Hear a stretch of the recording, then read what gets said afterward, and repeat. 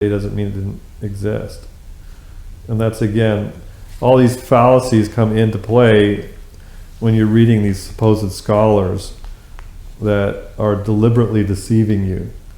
They know what they're doing, or they're just repeating like parrots what they've been taught to repeat, which is what the whole school systems today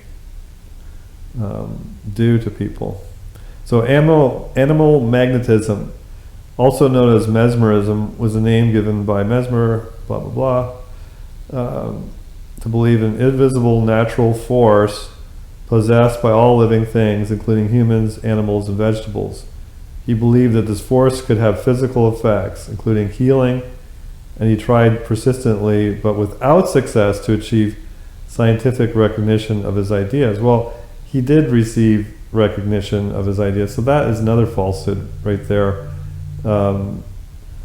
Ultimate, did he receive recognition by everybody? I guess that's the assumed, unless you're received by everybody, you're not, you don't have success. Well, that's not true. So the vitalist theory attracted numerous followers in Europe and the United States, was popular into the 19th century. Well, it still is popular today. Practitioners were often known as magnetizers rather than mesmerists. It was an important specialty in medicine for about 75 years from its beginnings in 1779, and continued to have some influence for another 50 years. And now that's what's true is what happened from the time of the kind of more modern development of electricity, or at least when we started using electricity in our appliances, there was more of a shift in the Western world to switch over to electrical devices to heal. And that's where we're getting into people like Becker. And they kind of say, oh, well, see, that's what it really was. It was really electrical phenomena. And we can heal, so therefore, with this phenomena, so therefore, the previous theories were just, as I coined the term, the new is true and the old is mold. So in other words, that was just the old moldy theory that was mistaken. So that's the way people kind of portray things, that what our day is so egocentrical that, well, because this surrounds me and my day, therefore it's true. It's the real reality is the latest. But if you are a student of science, you'll see that that's rather childish thinking, because every generation keeps assuming they've got everything figured out. Just like a little child, they get some knowledge over their brother and sister, and they think that they know everything. And these scientists never grow up from that way of living. So hundreds of books were written on the subject between 1766 and 1925. Well, but it's almost entirely forgotten today. Well, it's not almost entirely forgotten. That's an exaggeration. Anyway, there's no point in criticizing Wikipedia. Most of you will agree with me on those points anyway. So I'm not going to read anything more. Here's one point. The tendency emerged among British magnetizers to call their clinical techniques mesmerism. They wanted to distance themselves from the theoretical orientation of animal magnetism that was based upon the concept of magnetic fluid. At the time, some magnetizers attempted to channel what they thought was a magnetic fluid, and sometimes they attempted this with a laying on of hands. Reported effects included various feelings, intense heat, trembling, trances, and seizures. So reported effects, these were not like something that happened once a century. These were something that happened all the time. And what we get into with Mahan's book was the locality was very important, and we're going to get into the area of Salem and dealing with the witches and the phenomena there, as well as Boston, which is right there, where this spiritists happened, 2 centuries later. So you had the same phenomena. So let me just say briefly, because I might not get to this later on. You had well, I will talk about it later on, so there's no point mentioning it right now. Anyway, it was very well-known phenomena, and I think it's still well-known today in everybody's experience. But the problem is, and I wanted to mention earlier, this sentence that I said prior to that last sentence was that I read. They wanted to distance themselves from these concepts. They were trying to make distinctions like I'm trying to do.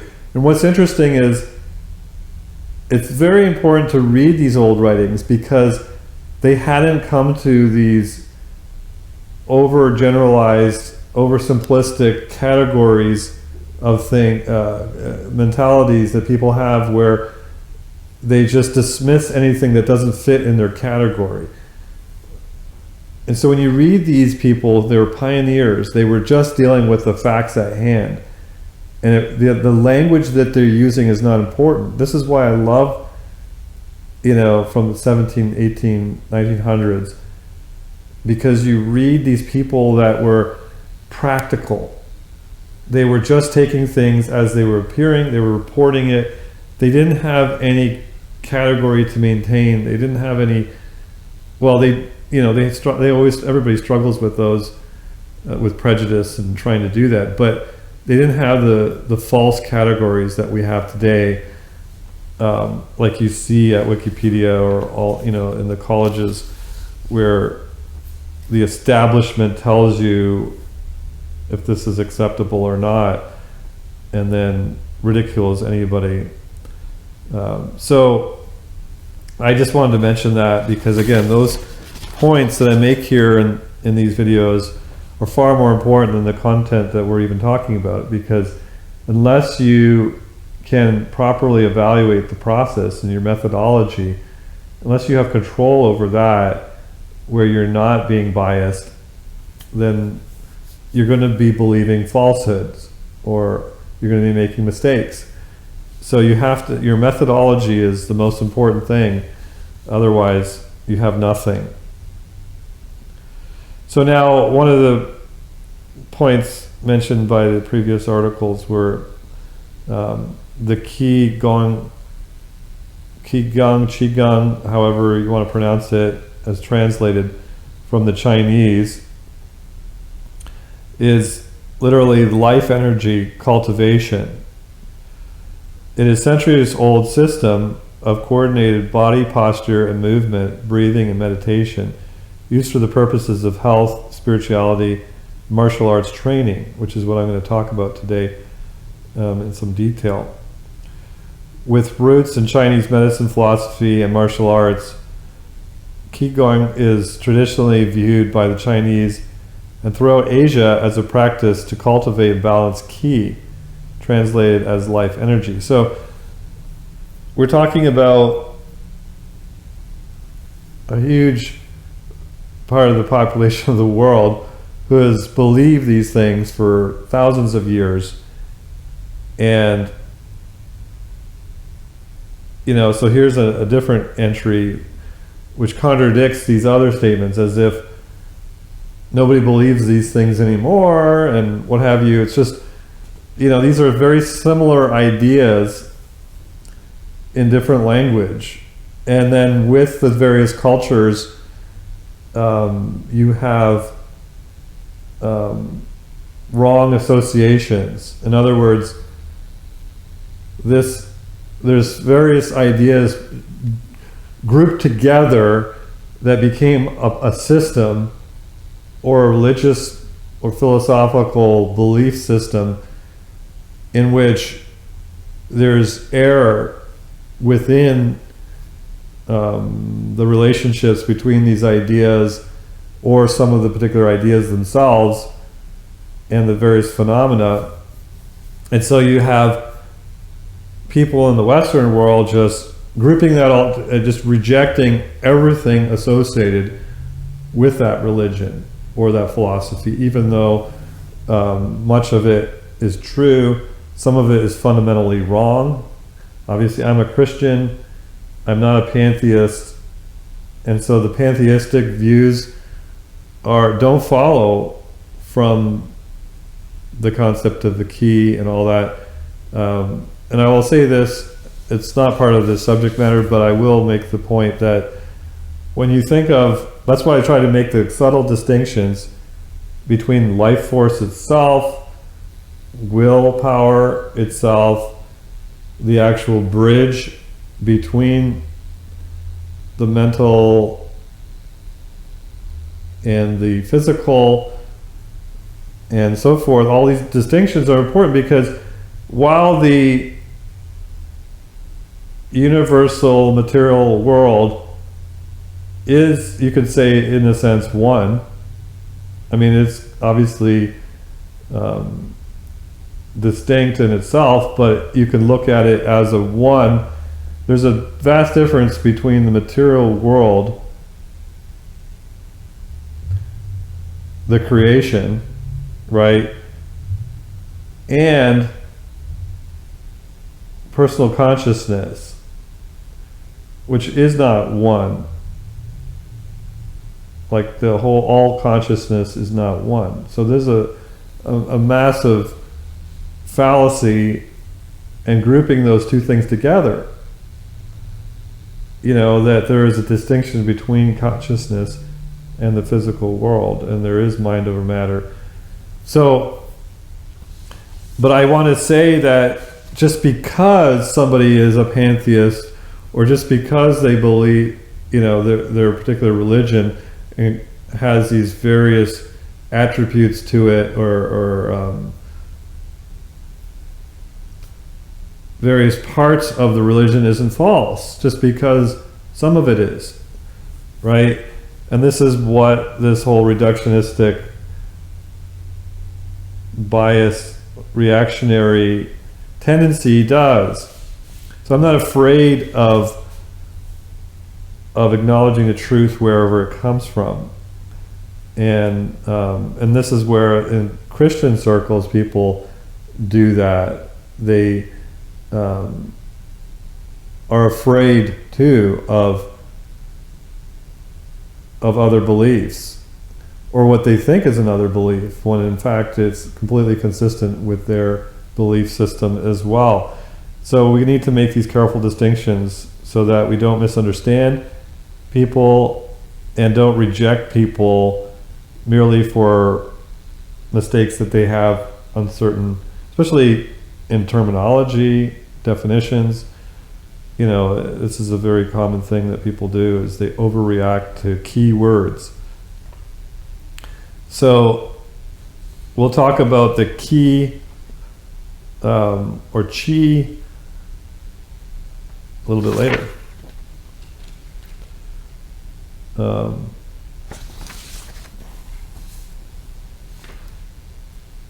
So yeah, we'll get into it when I get into the Aikido here in a minute. So I'm going from these printouts to my phone to another So this is really personal now. I'm not sure how much I'm going to share here, because I've only shared some of these things with relatively few people in my life. So this is where it becomes, like I said, the study becomes very personal mystery that I've struggled with in my life as to understand why things happen to me. I mean, we all struggle with things that happen to us. This was a very particular struggle that was very dramatic, I could say.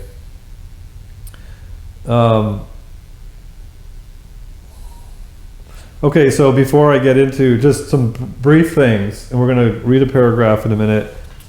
Well, not maybe in about half an hour, where we get into that, the personal commonplace experience of this more scientifically defined. But here I'm going to list some points that have happened in my life or to people in my life that made me more aware. Okay, the very first thing that happened to me, that happened to you and everybody else, was when we were babies. We were, I could almost say, mesmerized by the concept of moving our hands. And you see the facial expressions of the baby and the wonder of life itself and the ability to move. Children have this fascination, and that's what, as scientists, we should be like children, where we're fascinated with the creation and the powers that exist and the relationships. But we see this, the ability to move our bodies. It's such a mystery and such an amazing experience. But then we come across these other stories or experiences that we personally have. So, for example, we have a phrase called thinking on the same wavelength. I was just thinking that same thought. Wow. Now, we've all experienced that, and of course skeptics will say that's just a coincidence. But it happens to some regularity that it's obviously more than a coincidence, because it happens more with people that are familiar with each other. Now you could say, oh, well, you have the same, more similar experiences, but it happens with people that, especially married people, that are so close to each other, and they're hopefully at one with each other, like they have become one. The two shall become one flesh, but they become one in heart and spirit and so forth. So they have a lot more ability to experience this thinking the same thoughts, or in a sense, not knowingly reading each other's thoughts.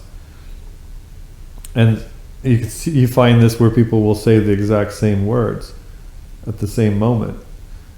And so we all experience this to some degree. And of course, this is the kind of weakest argument for this, because the skeptics will say that's just coincidence. So now this becomes more and more specific, then it becomes undeniably proof that this happens. And so we can have these experiences, like, so my grandmother knew, even being at a distance, when my grandfather died. She said it out loud. He's gone, And how is that possible? Like, it wasn't a guess, it was the realization of it, as if it happened right in front of her. And then, so this happens all the time. And people, on the reverse of that, people who think that they just know that such and such husband, who is a prisoner of war, is still alive or is missing. And they just know, and they can't shake that. They can never get married again because they know that they're still there. And they just know. And that's part of this whole thing. And then, of course, years later, they're reunited, and this is where it becomes relevant. I had a experience when there was somebody who once was very close to me, relative, who I hadn't had very much contact with for a good number of years, didn't even know where they were in the world. And suddenly I was waken up to pray for them, and they were in a bad relationship. I had no idea of any relationship or anything, but I just prayed for them to be, freed from that relationship. And I just knew that it was a controlling situation. And that was it. There was nothing more to it than that. Went back to sleep, and I was talking to another relative about a month later or a couple weeks later, and they told me about the situation, and it happened, and there was a decision that was made based right at the time that I prayed. And so, I looked at that as more of a spiritual thing at the time, where, that I was spiritually moved to pray, obviously, but I look at it now as part of this phenomena where there are ways that minds are connected, even though it was on the other side of the world that this happened. So there are connections between minds occasionally where you think the same thoughts that that person's thinking. And then, even if those thoughts are false or mistaken, like somebody imagining something, and you could actually think those thoughts and be mistaken. So that's why this is not a reliable thing to go by, as you have to be very careful with this. But the point is, that was a very moving thing for me, very unusual experience. So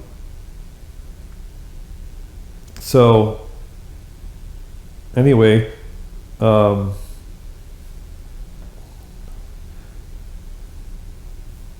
there are things like that in commonplace life that we can't shake, and we tend to just say, wow, that's a coincidence, or wow, I just can't explain that. But we can organize those experiences into a science and say, yes, this is part of this this force, this psychic force, or what have you, whatever you want to call it, this willpower force that bridges minds together, or really the idea is a mind in relation to matter, mind observing matter, mind relating to matter in the sense of moving it or perceiving it.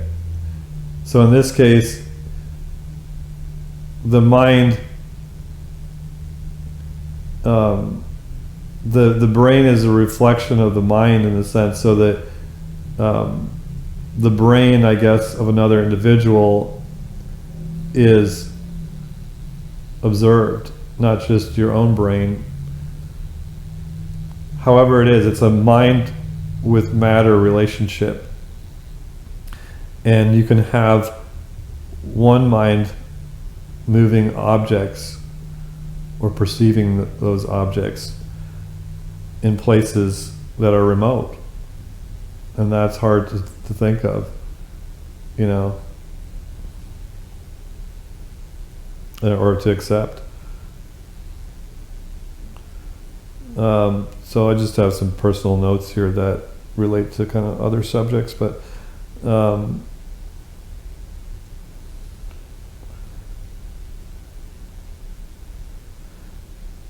so when I was a child, I remember experiencing different things where there was one particular room where I came into this room and I saw this kind of thing, this light glowing in the middle of the room, like suspended. I mention this just because just mentioning a couple of things that I went through that I couldn't explain. And I vividly remember that vividly. Because I remember there was a window to the room, which I first saw that there was a light on in the room. And the door was open, so I walked in. So I vividly remember everything from that point. Seeing the light through the glass, coming in and looking in and seeing this thing in the middle of the room.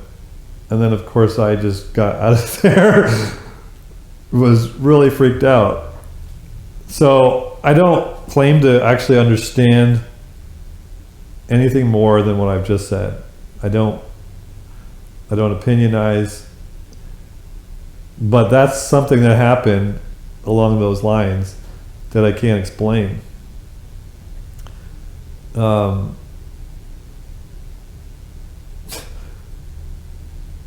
the room attached to that room, now this will get into, well, no, I'm not going to mention that. That will throw this whole video off. I said there was another weird thing that happened that was completely different, but I'm not going to get into it. Oh yeah, I could say so many other things too, but so now in this same room, my bedroom was right above that. It was a bedroom. This is where I grew up in Toronto. So in that room later on, it was my brother's bedroom, and I was in the bedroom above, and I was doing something or whatever in my room, and I heard my brother come home and come down the stairs into the basement with his girlfriend talking. Both of them, I could hear them talking, and they went into this room. And I was a Christian at the time, my brother wasn't, and so I changed my shirt to have one of these Bible verses or something on it, and was trying to be a good influence on my brother, who later became a Christian. But and I got down there to just say hello to them, whatever, and there was nobody there. And later I talked to my brother when he came home from work, and he said, no, I was at work all day. And this was just a really puzzling thing. Am I crazy? What's going on? I heard these distinct voices. I wasn't, at other times, so this was all in this house. So that room would have been the same room with this light, right? So people get into this idea, well, there's like this haunted house idea. But really, what's happening is that these effects, these kinds of experiences happen more or less in certain localities. And this is what we're going to find with the Boston, where my brother lives right now, interestingly, Boston, Salem area, where these kinds of phenomena have been more, appeared more. So whether this house that I was in had, some kind of more magnetic, not in the magnetism type of magnets that we think of, but had this capability of creating these polarizations in a different sense. I mean, we're not talking about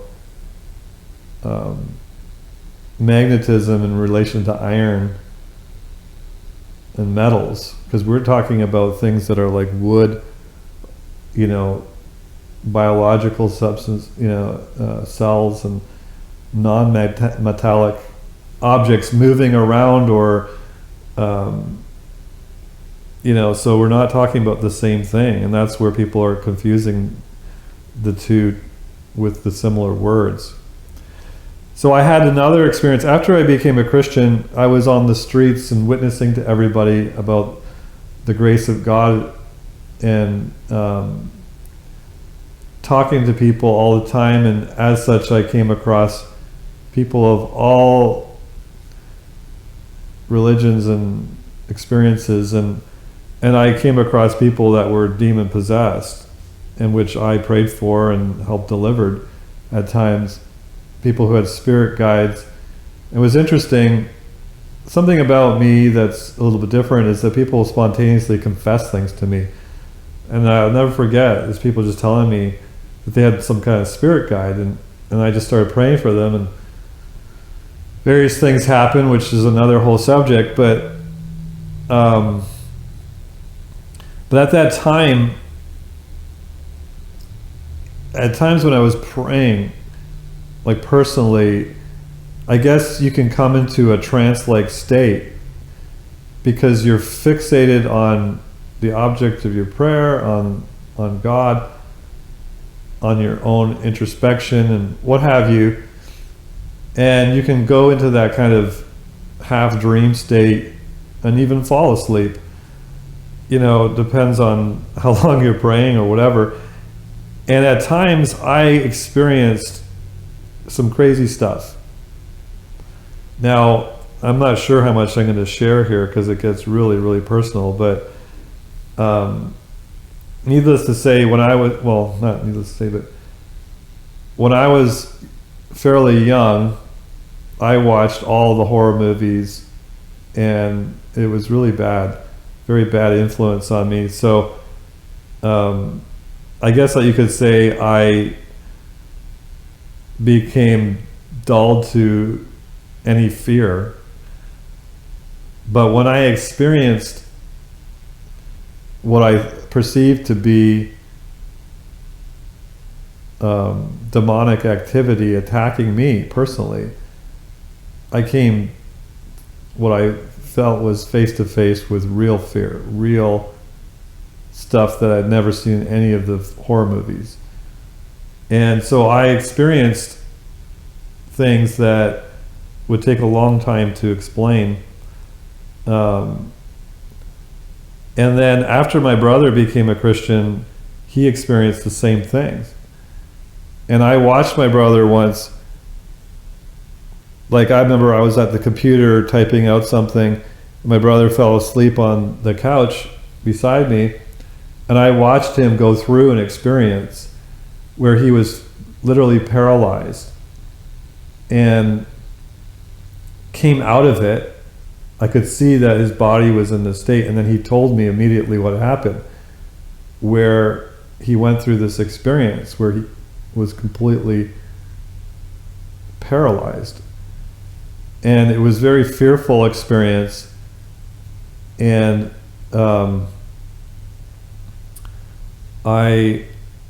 we didn't know how to explain that kind of stuff. And I went through many things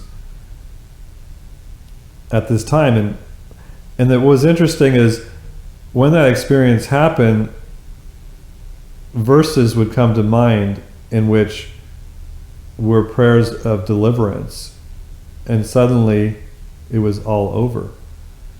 And so this was very unexplained. This was not understood to be what was really happening here. Was this a demonic attack? Because there was describing the experiences were like there was a buzzing sound, and it was like something was almost passing through you. And then the inability to move. At one point, for me, I went through these experiences as well. I managed to open my eyes and actually saw something. It was like a green figure. I never really, at any time since that time period in my life, which I had a few times here and there after those early years, I never assumed anything about it. I never made any conclusions about it. It was always a mystery to me. And then, so was this a purely spiritual phenomena in the sense that it was a fight between light and darkness or whatever? Or was it, like we're talking about today, an actual part of this force, which for whatever reasons, according to the particular circumstances, triggers this abnormality?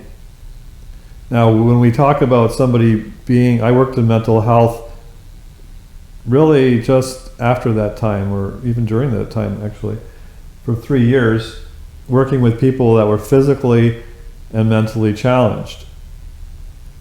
And so this willpower is affected by a physical restraint problem. So the inability to move a particular part of the body or move properly, or an abnormal development of some sort, psychological problem, everybody acknowledges. But when it becomes outside of the body, or it becomes something that is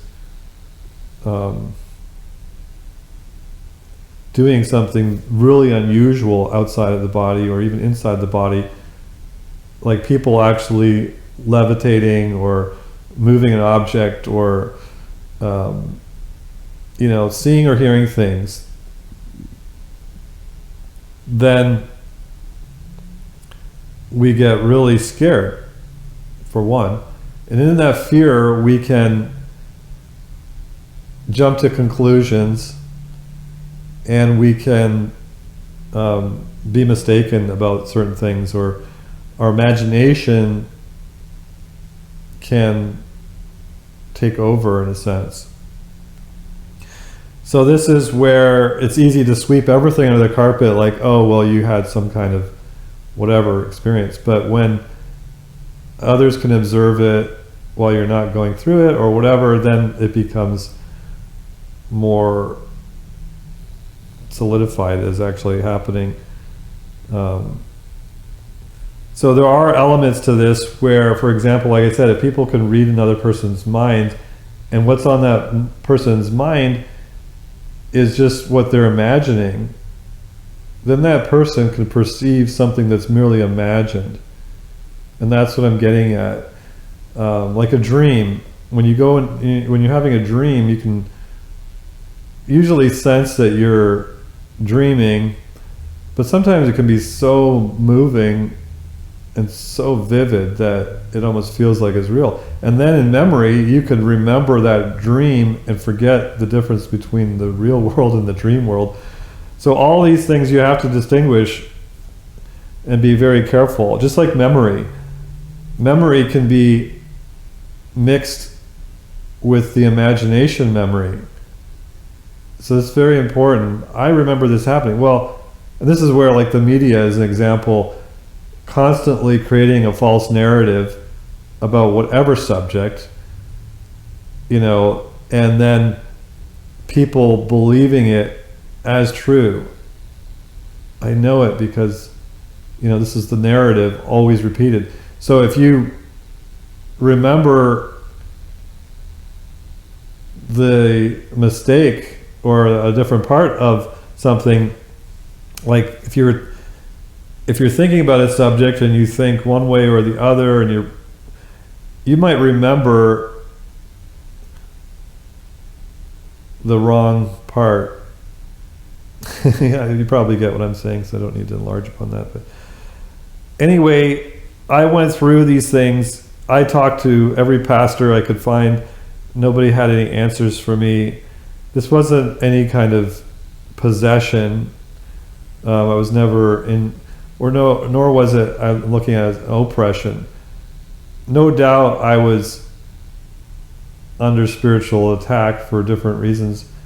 But I can see where there was a mixture of things happening to me. You know, and we're going to get the last part of this video.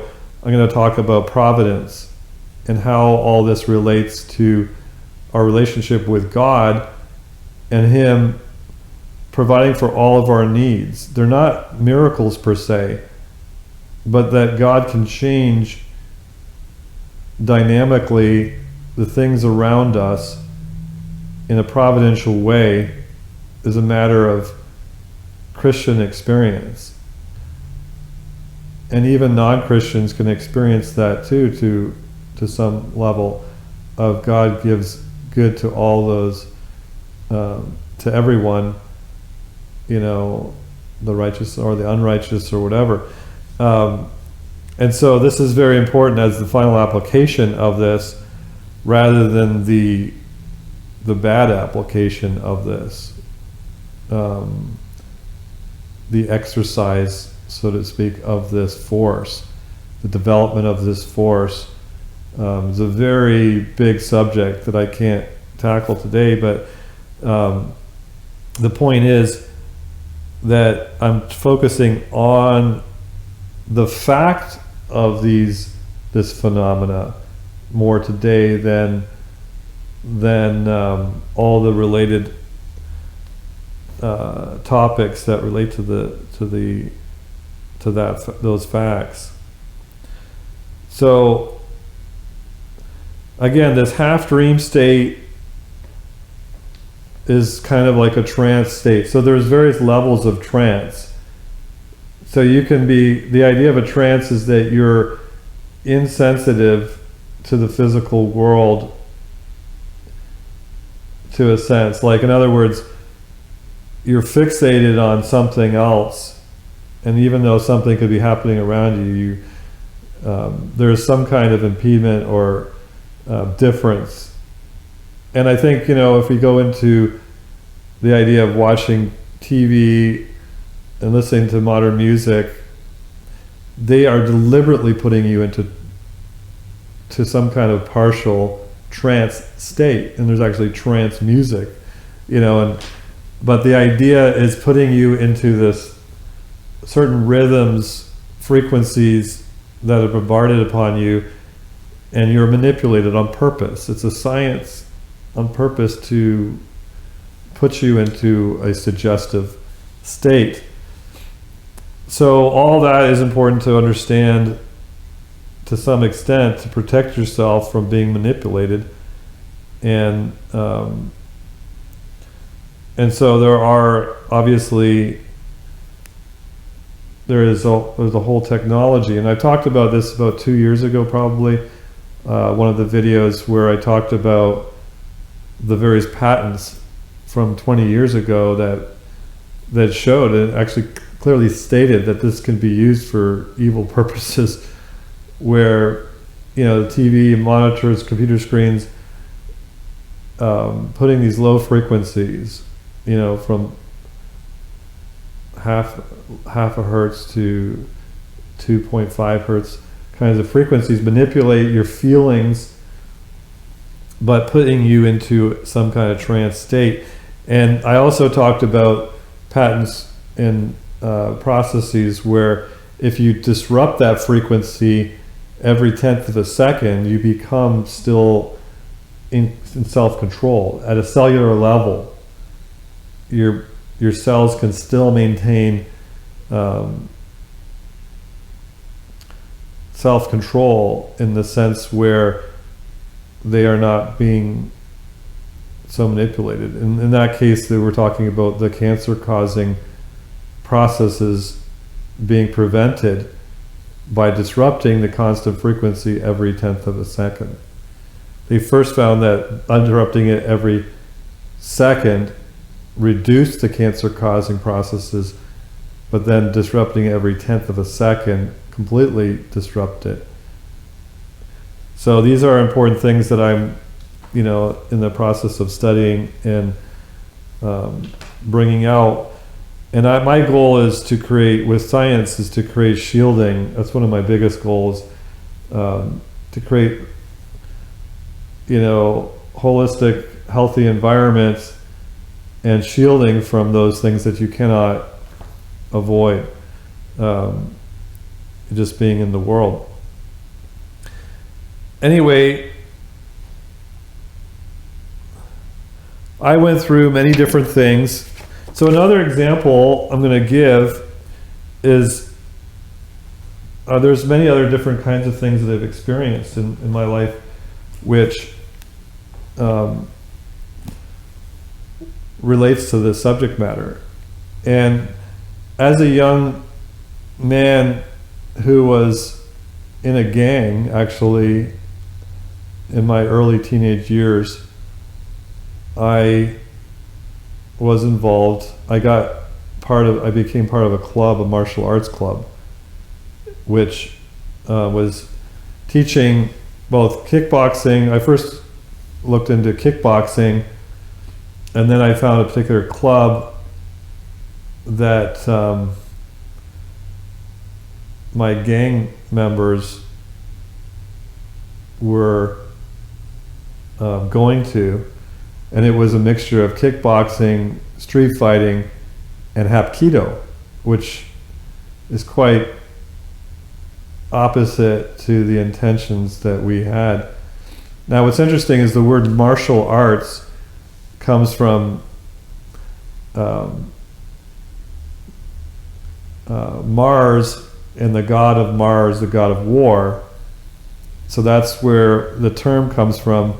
So it's the arts of the fighting arts, which in Western terminology is based on the Roman god of war. Now, the Eastern philosophies, fighting arts in the Japanese styles, use the word ki as the essential part of the words used to describe the particular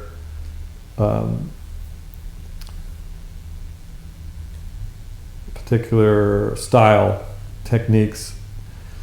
And so the Western style is more about brute force, power, speed, and this is completely missing the real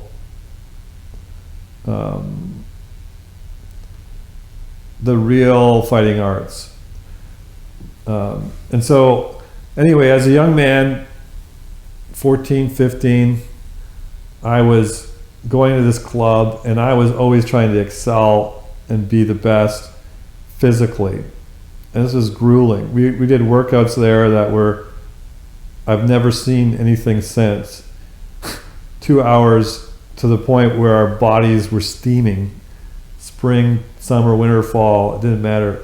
Our steam could be seen coming from our bodies because it was so intense workout. And then we would start all the technique, learning then we would stretch. That's why we could do the splits, no problem, because at that point our bodies were just like, our muscles were just like mush. And it was actually good for the purpose of learning the concept of what I was unaware of at the time, the concept of the ki or chi, and this whole force that they were trying to teach you to manipulate or develop would be the term that they would probably want to use more. But to a Westerner, you don't really believe in all that hokey pokey nonsense. Oh, the spiritual side of it, we don't want anything to do with. And so that was my kind of attitude. I didn't know anything about it anyway, didn't really care. I wanted to learn to fight. And I wanted to learn. So the instructors were made up of these bouncers in these bars, and they taught us how to street fight. And for me to be involved with people like that was like, wow, that was really cool. And to learn how to kill somebody in half a second is really what they taught us. Or how to get out of, the tricks of how to get out of 10 guys surround you and jump you. What are you going to do?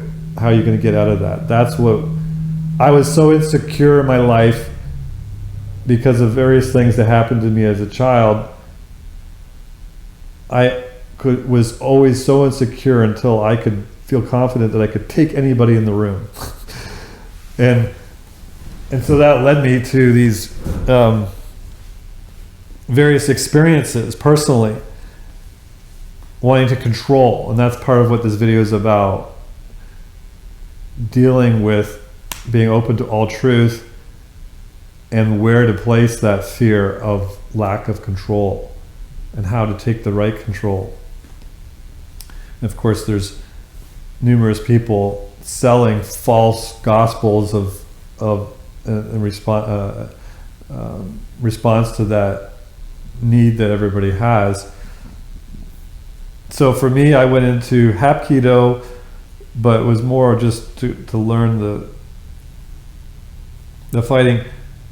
So every 6 months or so, this grandmaster, I believe it was a grandmaster of Hapkido, would come over from Korea. And he was this old man.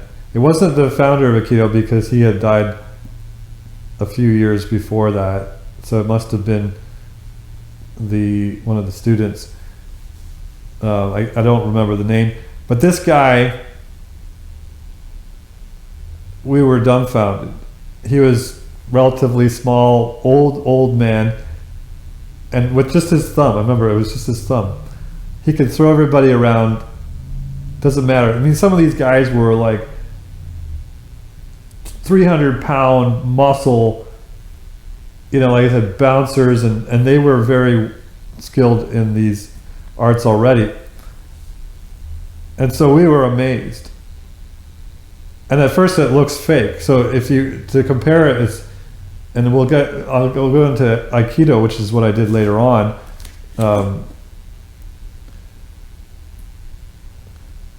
And that's where, you can think of Steven Seagal, for those of you who watch movies and know who he is. Steven Seagal is very advanced in Aikido and can do all that, and it looks fake, but it's real. And I'll talk about it a little bit here, where, and I want to distinguish between the real Aiki concept, which is mind over matter, an extension of that, and a merging of minds and, in a sense, bodies, is what they're really after in the art.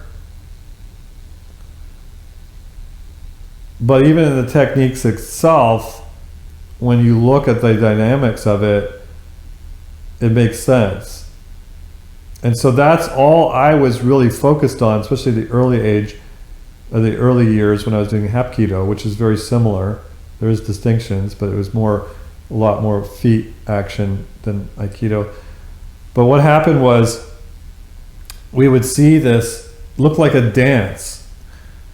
But when you look at just the flow of things, basically the whole idea of the swirl, the swirling action, and basically you're using other people's force against them. So when you take away what we're talking about today, even on the level of accepted physics of the dynamics, you see how it makes sense. And so all martial arts, advanced martial arts, end up doing these concepts in the end. So I wanted to distinguish between the two.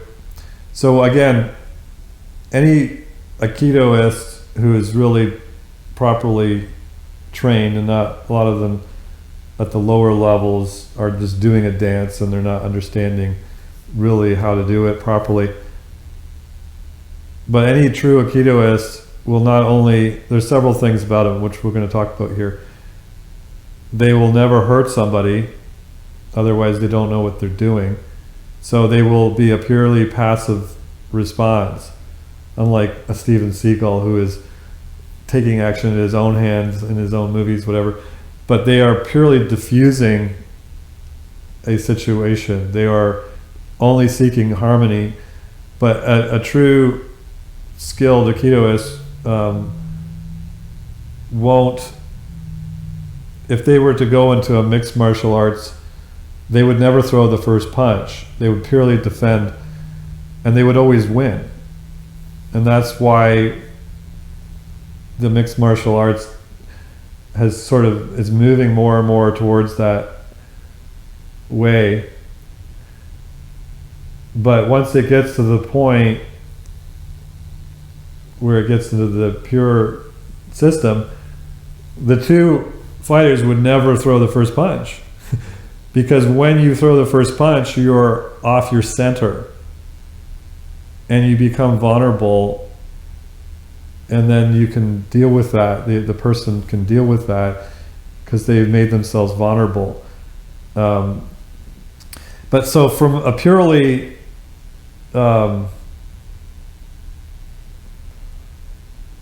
what's the word? I don't even want to say physics point of view, because we are dealing with the subject of physics as well with this subject too. But anyway, what I'm getting at is the concept is where you have an aggressor and somebody who's trying to remove that or deflect that aggression. So it's a pacifist belief system. So anyway, what happens is this aggressor comes and has an intent. And I guess in the advanced, in the true sense of Aikido, you actually can read that intent and feel it.